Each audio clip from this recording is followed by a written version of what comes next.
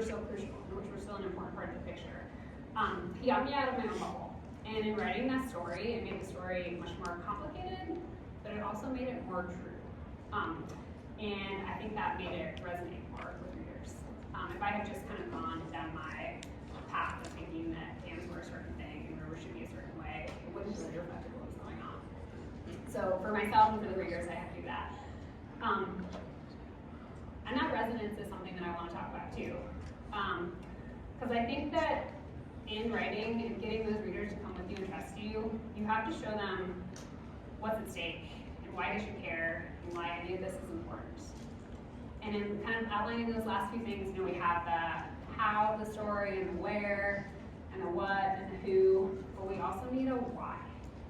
And this is where I think stories really matter and where we can use all those things we just talked about, like how to show the readers where to look and how to give them a reason to stay with you to really get into the issue at hand.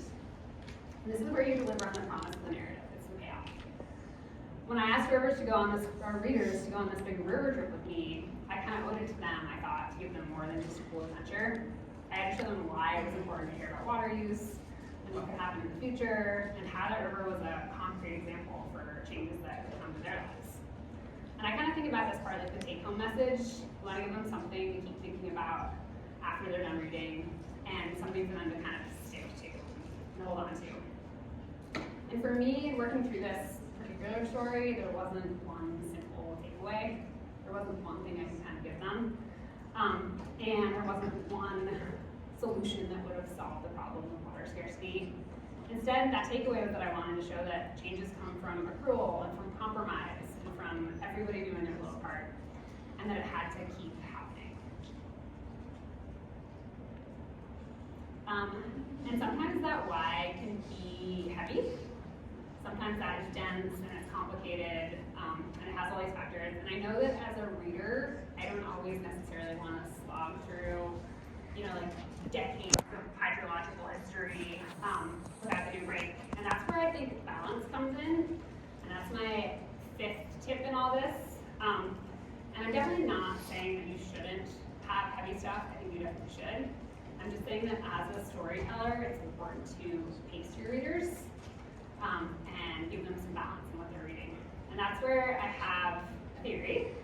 And it's one that I think can really apply when you're talking about science or policy.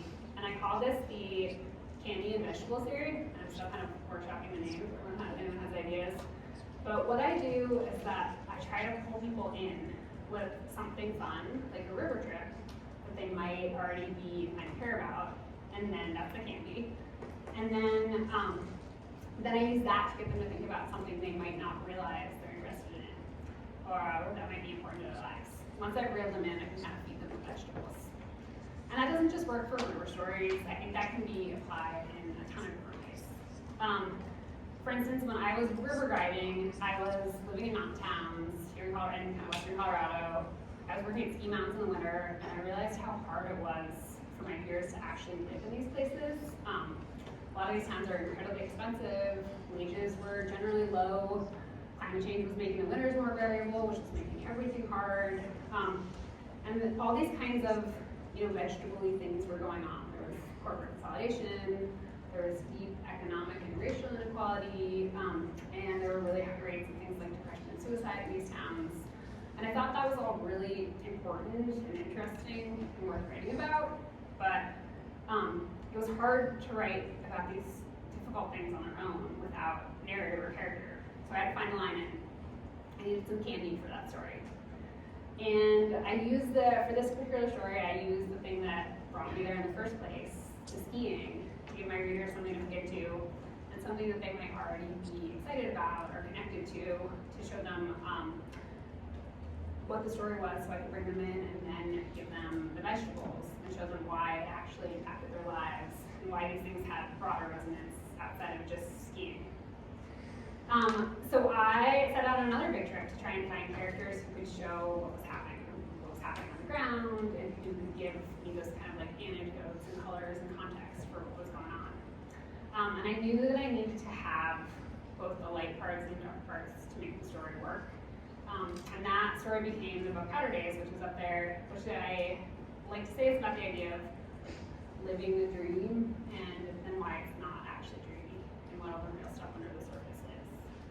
And that candy and vegetables part, I think, can sound easy from the outside, but balance is actually really hard to achieve in stories because there's no formula for it.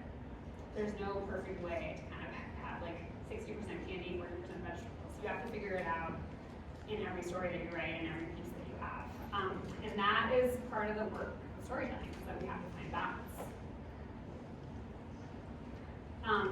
And one other big thing, kind of last point that I want to mention when we're talking about the work of storytelling, and this is maybe more of a guideline than a tip, but I always think of this as an overarching principle when I think about stories, is that you should always be looking for the stories that aren't being told. This is a question that I'm always constantly asking myself. What are we overlooking? What voices aren't part of the conversation? What's getting missed? And I think this is so important, both because old stories are boring, and we don't just want to be solving the same problems or talking about the same things over and over again, and because I think that sense of discovery feels core to progress and to making a better world, and we have to kind of keep digging to find things that are new and uncovered. And when I was working on those books and a lot of other projects that I've worked on, kind of in that nexus of being outside and culture and what people are doing, I realized that most of the people I was talking to and most of the historical figures on record were men, even though there were plenty of women in the mountains and on the rivers and in the classroom and all these places. And my antenna went up. Do you guys kind of know that feeling when you're like, ooh, this is interesting. Something's off here. So I got that kind of buzz, and I got curious about why that was and who was missing.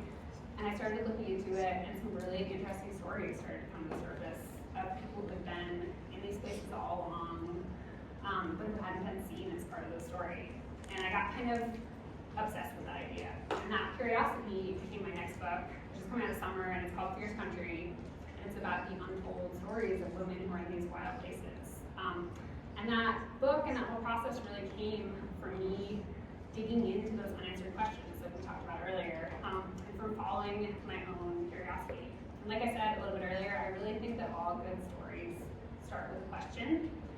And that discovery, that kind of like fuzzy antenna feeling, is what feels really exciting to me in all this. And I encourage you all to kind of notice that feeling when your curiosity is sparked, and when it feels like you're onto something that you haven't heard talked about before. And I hope that you also kind of trust your gut on that feeling. So I think sometimes it can be easy to have your own curiosity get pushed over by more common narratives or things that are already being told. So I really encourage you guys all to kind of like trust that feeling and to dig into it, because there will probably be other people who are interested in things than you are too. And you might uncover something important in all that. And I think on that note, I want to know what you all think is interesting. Can we do questions? Time? Yeah. I really love your candy and vegetable theory. It really reminded me of like times where I was trying to explain my field. Like for example, I do electrical and computer science, and it is very hard to talk about really subjects that are very hyper-specific, because usually any time you get really specific about anything, like an equation, it usually disengages people. So I found it really intriguing that you can't make like a metaphor, kind of like when you give like a kid like candy, or like you hide like a vitamin inside that candy. No, I thought it was very interesting. Can you give like an example of how you would like implement that? Because I feel like I've tried